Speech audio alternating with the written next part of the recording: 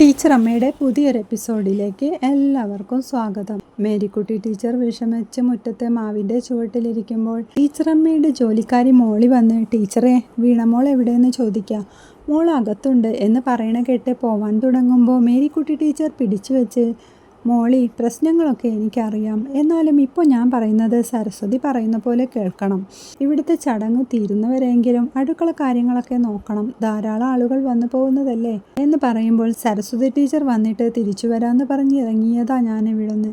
ഇങ്ങനെയൊക്കെ ആവുന്ന ആരെങ്കിലും കരുതിയോ എന്ന് മോളി പറയുക. ഞാൻ പറഞ്ഞാൽ നീ എതിർക്കില്ലെന്നറിയാം, കുറച്ചു ദിവസം അവളെ വിചാരിച്ചെങ്കിലും ഇവിടെ നിൽക്ക് എന്ന് മേരിക്കുട്ടി ടീച്ചർ പറയുമ്പോൾ സരസ്വതി ടീച്ചർ വന്നാലും ഇങ്ങോട്ടിനി കയറണ്ടെന്ന് രേണു പറയണ കേട്ടാ ഞാൻ ഇവിടെ നിന്ന് ഇറങ്ങിയത്. ഇന്നലെ ടീച്ചറുടെ ചടങ്ങായോണ്ടാ വന്നത്. രാധ പറഞ്ഞതൊന്നും കാര്യേക്കണ്ട, ഇനി അവളൊന്നും പറയാതെ ഞാൻ നോക്കിക്കോളാം. അടുക്കളയിൽ സരസ്വതി ടീച്ചറുടെ ചേട്ടൻ്റെ ഭാര്യയും മോളും ആ കാര്യങ്ങളൊക്കെ നോക്കുന്നത്. അവർ മാത്രം കൂട്ടിയാൽ കൂടില്ല. മോളി ഉണ്ടായ ഒരു സഹായമായിരുന്നു എന്ന് മേരിക്കുട്ടി ടീച്ചർ പറയുമ്പോൾ ഞാൻ നിൽക്കാം ടീച്ചർ, സരസ്വതി ടീച്ചറോട് തീർത്താൽ തീരാത്ത കടപ്പാടുണ്ട്, അതുകൊണ്ട് മാത്രം നിൽക്കാം. പക്ഷെ രാധ വന്ന് എന്നെ ഭരിച്ചാൽ ഞാൻ ഇറങ്ങിപ്പോകും എന്ന് മോളി പറയാം. ഇല്ല, രാധ വരാതെ ഞാൻ നോക്കിക്കോളാം എന്ന് മേരിക്കുട്ടി ടീച്ചർ പറയുമ്പോൾ ശരി ടീച്ചർ എന്ന് പറഞ്ഞ് മോളി അകത്തേക്ക് പോവാം. മേരിക്കുട്ടി ടീച്ചർ പിന്നെയും ഓരോന്നൊക്കെ ഓർത്ത് സങ്കടപ്പെട്ട് കരയുക. അകത്ത് രാധയും രേണുവും ഫാമിലിയും എല്ലാവരും കൂടി ഇരുന്ന് ആഹാരം കഴിക്കുന്ന തിരക്കിലാണ്. ഫുഡ് വായിലേക്ക് കുത്തി നിറച്ചുകൊണ്ട് രേണു ഡെഡ് ബോഡിയിലെ ആഭരണങ്ങൾ നഷ്ടപ്പെട്ടത് എങ്ങനെയാ കേസ് വരിക എന്ന് വിഷ്ണുവിനോട് ചോദിക്കുക. അതിൽ കുറച്ച് കോംപ്ലിക്കേഷൻസ് ഉണ്ട്. നിയമത്തിൻ്റെ കണ്ണിൽ ഡെഡ് ബോഡി ഒരു വ്യക്തിയല്ല, അതുകൊണ്ട് ഡെഡ് ബോഡിയുടെ ആഭരണങ്ങൾ എടുത്തത് മോഷണക്കുറ്റത്തിൻ്റെ പരിധിയിൽ വരില്ല എന്ന് പറയും. അപ്പോൾ ഡെഡ് ബോഡിയിൽ നിന്ന് ആർക്കും എന്തും എടുത്തു പോവാന്നാണോ നിയമം എന്ന് ഭാർഗവ മുതലാളി ചോദിക്കുക. അങ്ങനെയല്ല, അത് വേറെ വകുപ്പാ, ജംഗമ വസ്തു ക്രിമിനൽ ദുരുപയോഗം, അങ്ങനെ കേസ് പോവും. അമ്മയുടെ ആഭരണങ്ങൾ പോയതിന് എവിടെ കേസ് കൊടുക്കുമെന്ന് രാധ ചോദിക്കുക. അത് തമിഴ്നാട് പോലീസിൽ കൊടുക്കേണ്ടി വരും എന്ന് വിഷ്ണു. അമ്മയുടെ കഴുത്തിലെ മാല ഒരു 10 പവനെങ്കിലും വരില്ലേ എന്ന് രേണു ചോദിക്കുമ്പോൾ വല്യമാമയും റിജിയും അവിടെ വന്ന് നിൽപ്പുണ്ട്. കൂടുതലുണ്ടെങ്കിലേ ഉള്ളൂ. അമ്മയുടെ ആഭരണങ്ങൾ കല്ലുവിനും കാവ്യയ്ക്കുമാണെന്ന് പണ്ടേ പറയുമായിരുന്നു. കൊച്ചുങ്ങൾക്ക് യോഗമില്ലാതെ പോയി. മാല മാത്രമല്ല, കമ്മലും വളയോ ഒന്നുമില്ലായിരുന്നു. കള്ളനെ പിടിച്ചാൽ നല്ല ശിക്ഷ കിട്ടും എന്ന് ഭാർഗവ മുതലാളി പറയും. ബെയിൽ ഒഫൻസ് ആണ്, പരമാവധി 2 ഇയർ ശിക്ഷയും പിഴയും കിട്ടും. അല്ലാതെയുള്ള മോഷണത്തിന് എന്താ ശിക്ഷ എന്ന് ഭാർഗവ മുതലാളി ചോദിക്കുമ്പോൾ പരമാവധി 10 കൊല്ലം ശിക്ഷ. അപ്പോൾ കേസിന് പോയിട്ട് കാര്യമില്ല അല്ലേ എന്ന് ഭാർഗവ മുതലാളി ചോദിക്കാം. അതെങ്ങനെ ശരിയാവും, എന്തായാലും കേസ് കൊടുക്കണമെന്ന് രാധ പറയുമ്പോൾ സരസ്വതിയിലും വലുതൊന്നുമല്ലല്ലോ ഈ ഉരുപ്പടി, അവളുടെ കനൽ അടങ്ങിയിട്ടില്ല, അതിനു മുമ്പ് അവന്മാരുടെ ഉരുപ്പടിയും കേസും എന്ന് ദേഷ്യത്തോടെ പറയുന്ന വല്യമ്മാമ. ഇത് കേട്ട് എല്ലാവരും മിണ്ടാതിരിക്കുക.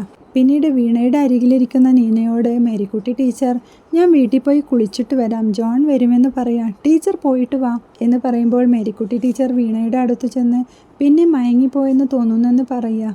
ഉറങ്ങട്ടെ പാവം, ഉണർന്ന് ഇനിയും കരച്ചിൽ തുടരുന്നു നീന പറയാം. മേരിക്കുട്ടി ടീച്ചർ ഉറങ്ങിക്കിടക്കുന്ന വീണയുടെ അരികിലിരുന്ന് അവളെ തലോടി കരഞ്ഞുകൊണ്ട് അവളെ ഉമ്മ വയ്ക്കുക. എന്നിട്ട് അവിടെ നിന്ന് പോവാം. വഴിയിൽ വല്യമാമയെ കാണുമ്പോൾ ഞാനൊന്ന് വീട്ടിൽ പോയി കുളിച്ചിട്ട് വരാമെന്ന് മേരിക്കുട്ടി ടീച്ചർ പറയുക.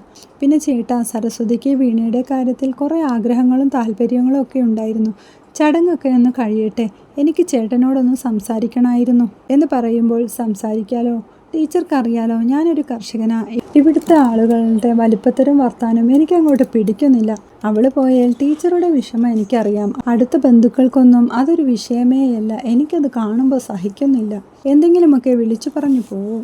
ചേട്ടാ, ആളുകളൊക്കെ ഓരോ തരമല്ലേ, സരസ്വതിയുടെ ചടങ്ങ് നന്നായി കഴിയുന്നവരെ നമ്മൾ കണ്ടില്ല കേട്ടില്ല എന്ന് വെക്കുന്നതാ നല്ലത്.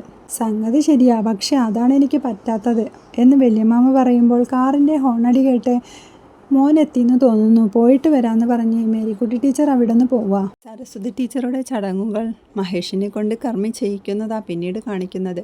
വീണയും നീനയും കനിയുമെല്ലാം അവിടെ നിൽക്കുന്നുണ്ട്. കരിനാളുണ്ടോയെന്ന് നോക്കാൻ കർമ്മി പറയുമ്പോൾ മരിച്ച ഡേറ്റ് ഞങ്ങൾക്ക് ആർക്കും ഉറപ്പില്ല, പോസ്റ്റ്മോർട്ടം കഴിഞ്ഞപ്പോൾ പോലീസ് പറഞ്ഞ ഡേറ്റ് ഞങ്ങൾക്കും അറിയൂ എന്ന് വല്യമ്മ പറയുമ്പോൾ കണിയാരെ കണ്ട് കാര്യം പറയണം. അദ്ദേഹം കവടി നിരത്തി നോക്കി എന്താന്ന് പറയും, ആ വിവരം എന്നെ അറിയിക്കണമെന്ന് കർമ്മി പറയാം. പിന്നീട് കാണിക്കുന്നത് വിഷ്ണു സോഫയിലിരിക്കുമ്പോൾ ഒരാൾ അടുത്തിരുന്ന് ചായ കുടിക്കുക. സാറിന് എന്നെ ഓർമ്മയുണ്ടോ, ഇൻഷുറൻസ് ഏജന്റ് ശങ്കരൻ, മഹേഷ് വിളിച്ച് കാര്യങ്ങളൊക്കെ പറഞ്ഞിരുന്നു എന്ന് പറയുമ്പോൾ മഹേഷ് അങ്ങോട്ട് വന്ന് ശങ്കരേട്ട അതിൻ്റെ കടലാസൊക്കെ ഒന്ന് നോക്കിയെടുക്കണം എന്ന് പറയുക. അത് കുഴപ്പമില്ല, നോക്കിയെടുത്താൽ മതി, ഒരു ക്ലിയറിംഗ് ഫോം ഉണ്ട്, ഞാനതെത്തിക്കാം. പിന്നെ ഡെത്ത് സർട്ടിഫിക്കറ്റ് വേണം. പഞ്ചായത്തിൽ ചെന്ന് അപേക്ഷിച്ചാൽ മതി. അവകാശിയുടെ ആധാറിൻ്റെ കോപ്പിയും ഫോട്ടോയും. അവകാശി മക്കളാരെങ്കിലും മതിയല്ലോ അല്ലേ എന്ന് മഹേഷ് ചോദിക്കുമ്പോൾ പോളിസി എടുത്തപ്പോൾ അതിൽ അവകാശിയെ വെച്ചിട്ടുണ്ടാവും. അതളിയെ നോക്കണ്ട, അത് വീണയുടെ പേരിലാവും എന്ന് വിഷ്ണു പറയുമ്പോൾ വല്യമ്മ അങ്ങോട്ട് വരുന്നുണ്ട്.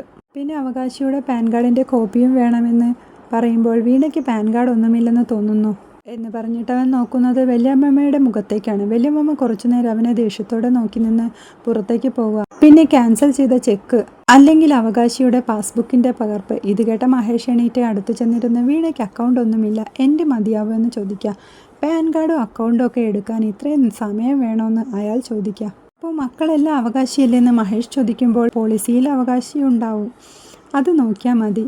ഞാൻ ഈ പറഞ്ഞ ഡോക്യുമെൻറ്റ്സ് റെഡിയായിട്ട് വിളിച്ചാൽ മതി, താമസമില്ലാതെ ശരിയാക്കാം എന്ന് ഇൻഷുറൻസ് ഏജൻറ്റ് പറയുക. മുറ്റത്തെ മാവിൻ ചൂട്ടിലെത്തിയ വല്യമാമ റെജിയോട്, റെജി നമുക്കിറങ്ങാം, ഇവിടെ നിന്നാലേ ആരെങ്കിലും മേലെ കൈവെക്കേണ്ടി വരുമെന്ന് പറയുക. അപ്പച്ച, ചടങ്ങിനിടയിൽ നമ്മൾ ഇറങ്ങിപ്പോകുന്നത് ശരിയല്ലെന്ന് റെജി പറയുക. നാട്ടുകാരെന്ത് പറയും? ഇതൊക്കെ കണ്ടും കേട്ടും പൊട്ടനെ പോലെ ഇരിക്കാൻ പറ്റുമോ എന്ന് വല്യമാമ ചോദിക്കുക.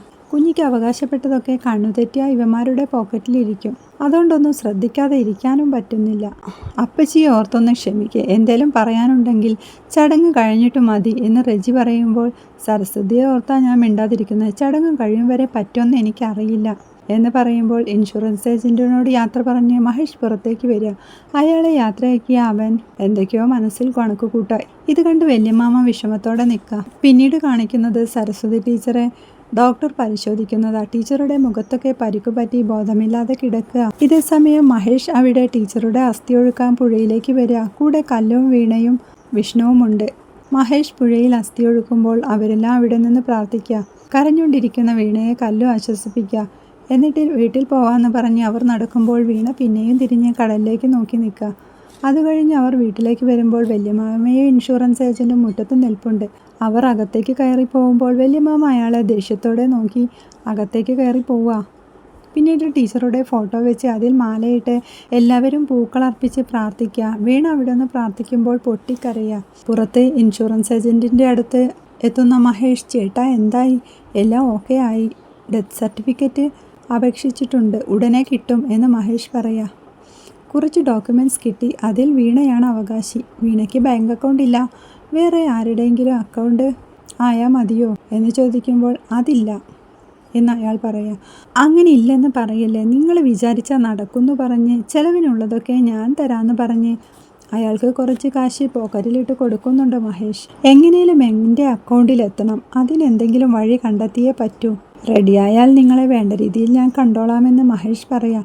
വീണയ്ക്ക് അക്കൗണ്ട് ഇല്ലാത്തതുകൊണ്ടല്ല, ആ തുക നമ്മുടെ പോക്കറ്റിൽ വരണം അല്ലേ, ഞാനൊന്നും നോക്കട്ടെ എന്താ ചെയ്യാൻ പറ്റാന്ന് എന്നൊക്കെ അവരുടെ ചർച്ച നടക്കുന്നതിനിടയിൽ റെജി അങ്ങോട്ട് വന്ന്, മഹേഷ് ഏട്ടാ, അപ്പച്ചൻ പുള്ളിയെ വിളിക്കുന്നു എന്ന് പറയുക. അയാൾ വല്യമാമയുടെ അടുത്തേക്ക് പോകുമ്പോൾ എന്താ കാരണവരെ എന്ന് അയാൾ ചോദിക്കുക. അപ്പം ഞാനിവിടുത്തെ കാരണവരാന്ന് അറിയാല്ലേ, നല്ല കാരണവന്മാർക്ക് തറവാട്ടിൽ പുന്നെല്ല് കൊത്തുന്ന എലിയെ കണ്ടാലും അറിയും, മനസ്സിലായില്ലേ ശങ്കര? സരസ്വതിയുടെ മോൻ എന്താ പറഞ്ഞത്, അതിന് നിങ്ങളെന്താ സമ്മതിച്ചത് അങ്ങോട്ട് പോകുന്നതെന്ന് എനിക്കറിയാം. അമ്മാതിരി കളിയൊന്നും ഈ തറവാട്ടിൽ വേണ്ട, മനസ്സിലായോ? എന്നാൽ ശരി ചെല്ല് എന്ന് പറയുമ്പോൾ അയാൾ വീട്ടിൽ നിന്ന് പോകുന്നുണ്ട്. മഹേഷ് ഇതൊക്കെ കണ്ട് വിഷമത്തിൽ നിൽക്കുക. പിന്നീട് ടീച്ചറമ്മയുടെ വീട്ടിലേക്ക് മദനൻ സാറും കമലാക്ഷി ടീച്ചറും വരിക. രാധയും രേണുവും അവരെ സ്വീകരിച്ചിരുത്തുന്നു. വീണ എവിടെയെന്ന് കമലാക്ഷി ടീച്ചർ ചോദിക്കുമ്പോൾ മുറിയിലാ, എപ്പോഴും ഉറക്കാന്ന് രേണു പറയാ. ചിലർ വിഷമം കാണിച്ച് കരഞ്ഞ് പിഴിഞ്ഞ് കിടക്കും, എനിക്കത് പറ്റൂല, എനിക്ക് ആരെയും കാണിക്കാനും അറിഞ്ഞൂടാ, ആളുകൾ കാണുമ്പോൾ എനിക്ക് ദുഃഖമില്ല, ദുഷ്ട എന്ന് രാധ പറയാ. സ്ട്രെയിറ്റ് ആയിട്ടുള്ള മനുഷ്യരെ സമൂഹം എന്നും തള്ളി പറഞ്ഞിട്ടേ ഉള്ളൂ, ഇതൊന്നും നിങ്ങൾ കാര്യാക്കണ്ടെന്ന് കമലാക്ഷി ടീച്ചർ പറയാ. ഷോയുടെ കാലല്ലേ, കലികാലെന്ന് പറഞ്ഞ് മദനൻ സാർ നോക്കുന്നത് ചിരിച്ചുകൊണ്ട് കൈകൂപ്പി നിൽക്കുന്ന വല്യമാമയെ കാണിക്കുന്നിടത്താണ് ഇന്നത്തെ എപ്പിസോഡ് അവസാനിക്കുന്നത്. വീഡിയോ ഇഷ്ടമായാൽ സപ്പോർട്ട് ചെയ്ത് സബ്സ്ക്രൈബ് ചെയ്യണേ.